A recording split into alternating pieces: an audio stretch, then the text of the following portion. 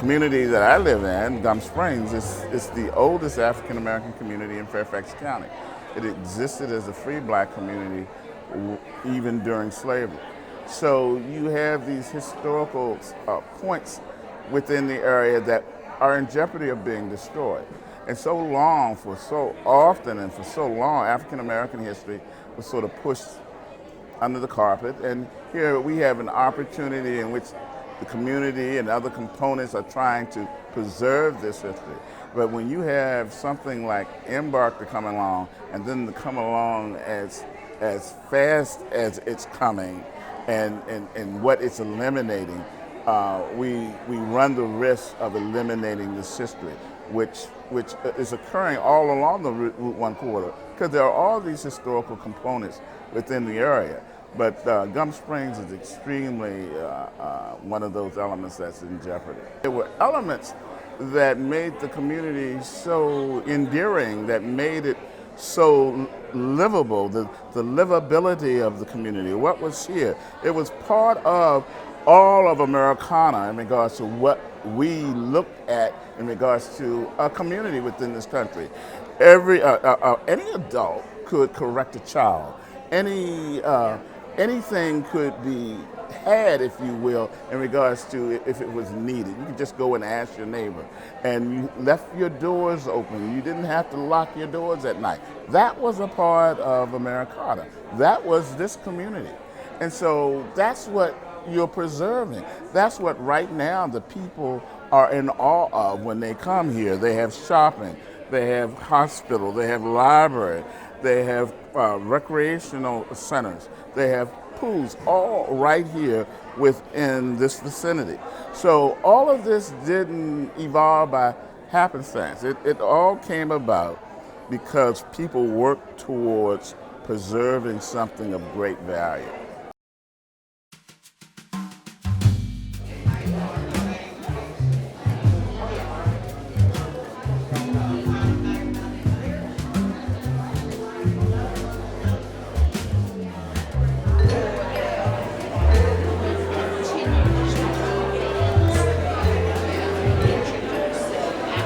I like the diversity of our neighborhood. I like the people, the things that we are able to do. I like how close things are. So, it's at a walking distance, so you could just go anywhere you want. I like the volunteer opportunities in our community. What I like is you could find friends. It's easier to go to people's houses. A lot of people in this area like sports, so I really love how we can all work together. Answering the question of what I value most about the community, like we talked about before, is the partnership, is the collaboration of nonprofit organizations and individuals really trying to find resources for people who, are not just in need, but people who are still trying to stay afloat. Like I said before, my daughter and I faced a really heavy challenge last year where we were homeless for almost 3 months. And in that time, I still had a full-time job. She still went to school. She maintained an AB average despite all of what we were going through. And because of not giving up and staying in communication with people who really cared and loved us, and working with other nonprofit organizations, we were able to find housing.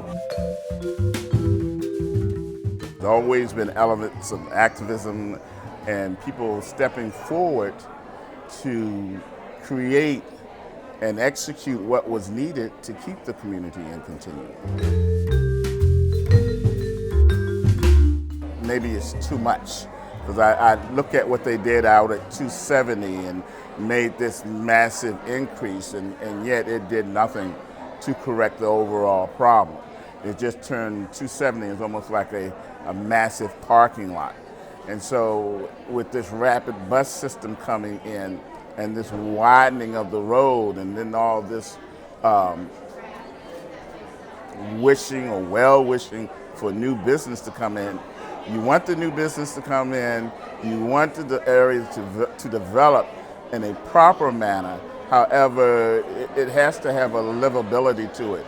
And right now, the way I perceive it, the road is just entirely too wide, and it needs to be scaled back somewhat. You could have the rapid bus, and I'm almost I almost had some concerns in regards to the rapid bus system. Who is it for? Who is it for if the people that you're saying is riding the bus, they're in jeopardy of being eliminated with the new development that's coming forth. So I think we probably need to slow up just a little bit and really take into consideration what we're actually creating. Are we creating another monster like out at 270? What I guess my biggest concerns are with this is looking out for and making sure that when we're doing our planning, that we're including those who are not economically stable, for those who are not necessarily citizens, for those who have not been able to successfully make a living here, even those who have been homeless. Fairfax County does a great job at providing housing for those who are economically struggling, but one of the concerns is that that's not in the plan. You know, we've invested as parents, my husband and I, we've invested into this county, into the community, into the people for over 30 plus years. And now the benefits that we would hope that our children and grandchildren will prosper from, they can't do it because of the challenges of finding affordable housing and being able to just be successful. So I think somebody needs to say something on behalf of the homeless people, the disenfranchised people. I'm not sure exactly how many of them there are, but there are in Fairfax County, and they're all in this part of the county. And what's going to happen to them in all of this? Do we have alternative housing? Is New Hope in the area that's considered superfluous? Just think about it. Think about including those people who can't do for themselves. One of the things that I'm worried about is, from my understanding and what I'm hearing in the grapevine, is that with the development and construction that's about to happen, there are people that may be displaced. Whole apartment complexes, I think. I know for where I work at in the new Jerry Highland Government Center they renamed, they're supposed to be going through our parking lot, which means there's going to be a lot more traffic trying to get from Route 1 to Buckman. You have businesses that I know of that I've been at where they're saying that their parking spaces are about to be moved, and how are they supposed to have clients come in and park to get services done? So it's a lot. I mean, if the county knows that all these things are getting ready to happen, my question is, what are you really going to do about it, especially those who might be displaced? I mean, I don't know what the plans are, but to get a letter in the mail saying, in the next couple of months, you guys may have to move, and we don't know where you're going to move to. And somebody who's been through a situation, I got to move again. Where am I going to go? You guys are not going to help, or going to help. Like I said, I don't know what the plan is. I hope they have some type of contingency plan. Mi primera pregunta es, nosotros somos del área de Audubon, de las Cairas, y estamos viendo muchos cambios que por primera vez nos estamos dando cuenta, y quiero saber si las 700 familias que viven en mi comunidad van a ser afectadas de alguna manera negativa con este cambio. So she's learning about all of the changes that are happening after the first time. About Embark. So she's worried about the changes that are impacting her community in the Audubon trailer park, given that she's here now and missed some of the other or wasn't engaged earlier on. And if the 700 families that live there are going to be impacted by the changes. My concern is sidewalk. The sidewalk we have over there by Stony Brook is like, you see how small it is? It's very dangerous because sometimes there's bikers coming and you have to move out the way. I feel like at the moment, a lot of neighborhoods are being used to kind of cut through Richmond Highway, and that's bringing a lot of crime to different neighborhoods. Not only just my neighborhood, but I feel like Mount Vernon Square, places in Sequoia.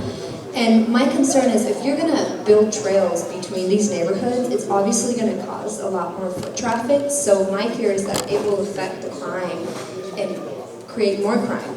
I've seen in the past years, I grew up in Audubon ever since I was 10 years old. So I've seen kind of like fluctuation of crime, and more recently, like the other day I had someone break my, that window of my car.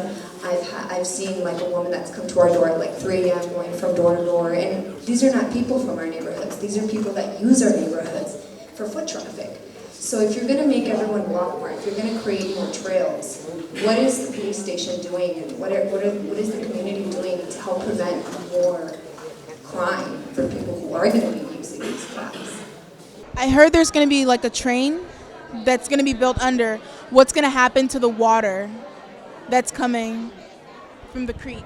Because also the water around us is very, very dirty, and we usually do like a creek cleanup, and then like it's really like I want to tell you it's really dirty. We actually clean where the trailers are. We clean the trailers, and then we also clean behind our park. I think our community place.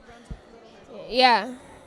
Also, Creekside, yeah, we also clean there, and they're very dirty. So like, that's just adding even more, because the place is already dirty enough. So why do that just to make it even dirtier? You know?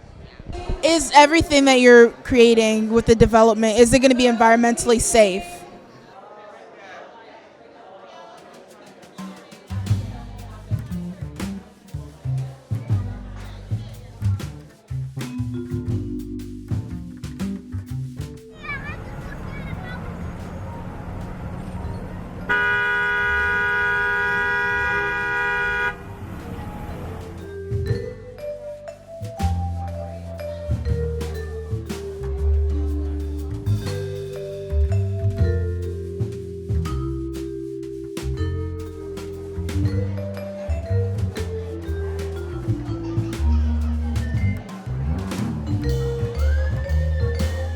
I love this community. I wouldn't live anywhere else in Fairfax County or Northern Virginia. I love the people here. I love that everything is right compact. My daughter goes to West Potomac High School, and so this is my community too, and I care greatly, and I'm just really excited and invigorated to see all of you here and so engaged and sharing, and then really try to work together to bring true, meaningful change to our community.